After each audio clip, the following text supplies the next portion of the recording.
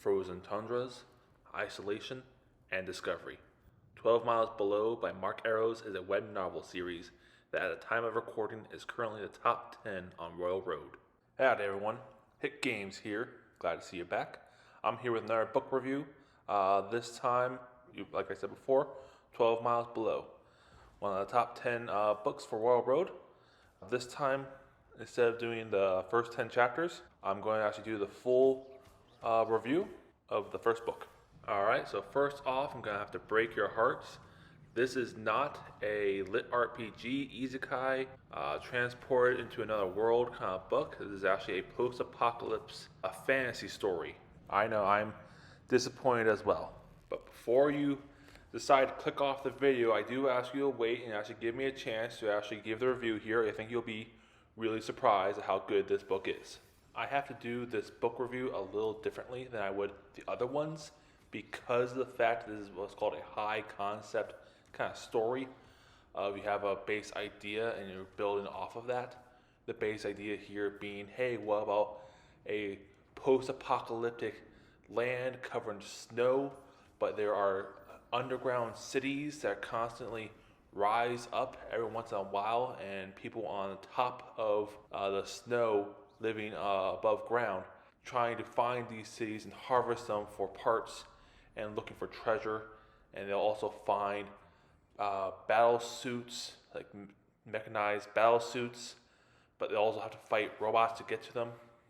There's a lot going on in this story, but the actual main part, other than the world building, is a story of a father and son in one of these underground cities by accident, trying to survive, try to get back above ground while being pursued by killer robots. The main character, Keith, is a smart actual protagonist of the story. He works in engineering and programming, but I do like the fact that even though he is smart, he does get himself in trouble with his intelligence, as in he will discover things and try to come up with workarounds that sadly almost work, but always see to get him in more trouble than it's worth. Many stories in the Royal Road that don't make it to the top 10s suffer from having Mary Sue-esque characters. Mary Sue being they are good at everything and everyone loves them. So the fact that we have a main character who is smart and is good at stuff does get into problems. And also when you read the book, you find out that yes, he has a troubled relationship with the rest of his family, mainly being his dad, who is very, very strict. Without getting into too much of the spoiler territory, the main character does get himself a battle suit, so he actually can participate in battles and more be an active character inside the plot. Through his eyes, you actually get to see the effects technology and magic have in this world and how they integrate with each other, which, spoilers, is not great, but the author did put thought in how he wanted to actually get his world across. I will throw you a bone.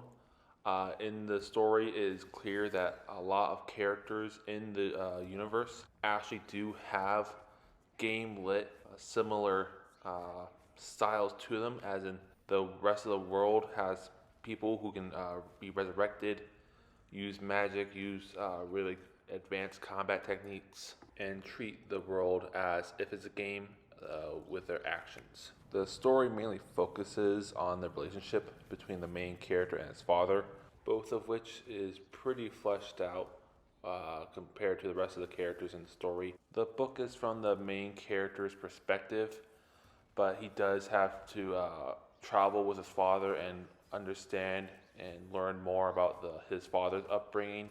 The author tries to give the politics and the world more of a Game of Thrones-esque kind of vibe to it, but doesn't go into too much detail.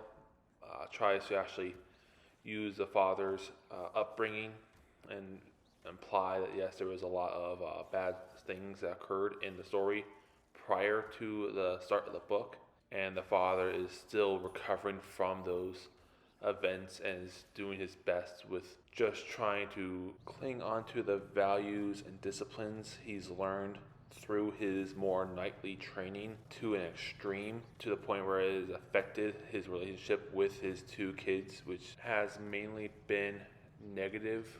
Mostly was his son left with his daughter because his daughter experienced a lot more of the hardships the father had to go through and is more understanding. While the son was younger at the time, he treats his son more harshly than he does his daughter, mainly out of frustration out of his own part because he doesn't feel like he's doing enough to prepare them for the future. Other than that, I can't get into too much more detail because it affects the rest of the story. One of the downsides is that the story can be pretty slow in the beginning. A lot of the actual narrative takes place underground, with the main character and his dad trying to get back above ground and rendezvous with the rest of the search party. All in all, I would definitely recommend this story, 12 Miles Below, especially if you're looking for something a little different from lit RPG. If you're thinking about diversifying your reading material, I would strongly suggest 12 Miles Below. I enjoyed reading it a lot, and I'm looking forward to the sequel series. So far, right now, there are 4 of the books out and more being made as of time of recording. Once again, if you like the story and you want to read more, then go to royalroad.com.